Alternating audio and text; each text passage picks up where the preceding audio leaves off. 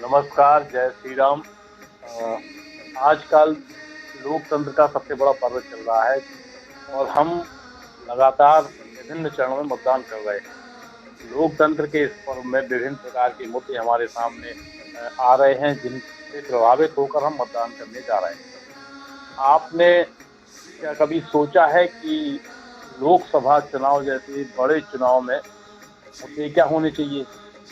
क्या लोकसभा चुनाव में स्थानीय मुद्दे रहने चाहिए? जैसे कि जो काम नगर पालिका के अंतर्गत आते हैं, पानी, बिजली और ये सब चीजें, या फिर राष्ट्रीय स्तर के मुद्दे लोकसभा चुनाव में होने चाहिए। मैं आपसे एक बात करना चाह रहा हूँ। 1528 से लेकर और अभी 2023 तक,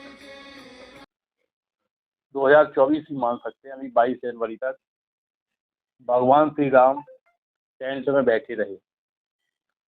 भगवान श्री राम इस देश की आत्मा है, भारत की जो सांस्कृतिक राष्ट्रवाद है उसके प्रतीक हैं। इतनी सारी सरकारें आई और गई, क्या भगवान श्री राम को उनकी जन्मभूमि तक पहुंचाने का किसी ने काम किया? नहीं किया। आज जब हम देखते हैं कि भारत का प्रधानमंत्री साष्टांग होकर भगवान श्री राम के चरणों में प्रणाम करता है, यानी कि भारत का सर्वोच्च सत्ता का अधिकारी, सत्ता का अधिनायक हमारे भगवान श्री राम के चरणों में साष्टांग है।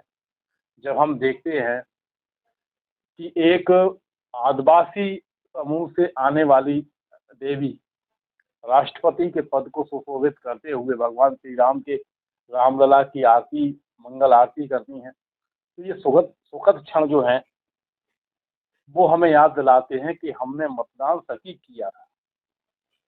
कभी आपने सपने में भी सोचा था कि काशी के विश्वनाथ मंदिर का कभी सर्वेक्षण होगा, इस तरह से सर्वे होगा, और सामने देखते हुए भी जो एक दीवार औरंगजेब ने छोड़ दी थी, इसको देख देख कर हम और आप हमेशा अपने आप को लज्जित महसूस करें?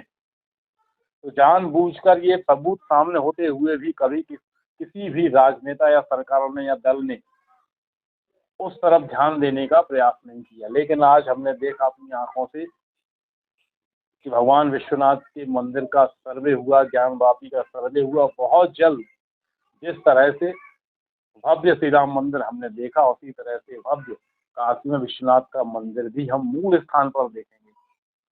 क्या आपने कभी सोचा था कि भगवान श्री कृष्ण की जन्मभूमि का मुद्दा उठेगा? क्या आपने कभी सोचा था कि धार में भोजशाला पर ही बात होगी और इतना लंबा सर्वे चलेगा? अभी तो और भी अध्याय है। भारत अपने अस्तित्व के लिए जो सहायक चीजें हैं, सबसे बड़ी बात है सांस्कृतिक मूल्य, उनकी तरफ लौट रहा है। आपने कभी नहीं सोचा होगा कि धारा 370 कभी इस देश से जाएगी भी। हमने धारा 370 को खत्म होते हुए देखा है। हमने पूरे देश से आतंकवाद को खत्म होते हुए देखा है। केवल कश्मीर में है, वो भी खत्म हो जाएगा। धारा 370 के जाने के बाद जिस तरह से परिस्थितियां बदली हैं, निश्चित तौर से जो पाक अधिकृत कश्मीर हो वो भी हमारे पास ही होगा। इसलिए मैं कह रहा हूँ, ये चुनाव जो है वो सामान्य चुनाव नहीं है।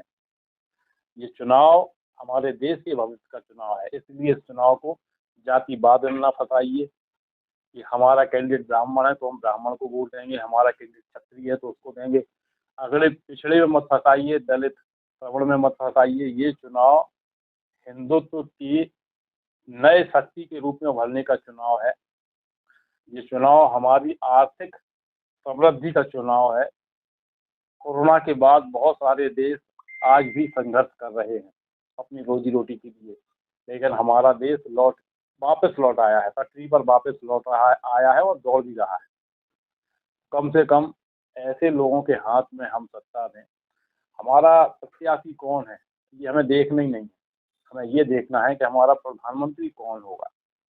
और जो प्रधानमंत्री होगा वही तो सबसे ज़्यादा लोकतंत्र में शक्तिशाली होता है। उसको अगर हम ज़्यादा से ज़्यादा ताकत देंगे तो जिन मुद्दों को या जिन सपनों को हमारे पूर्वजों ने देखा है, उन मुद्दों और उन सपनों को हम साकार होते हुए देखेंगे।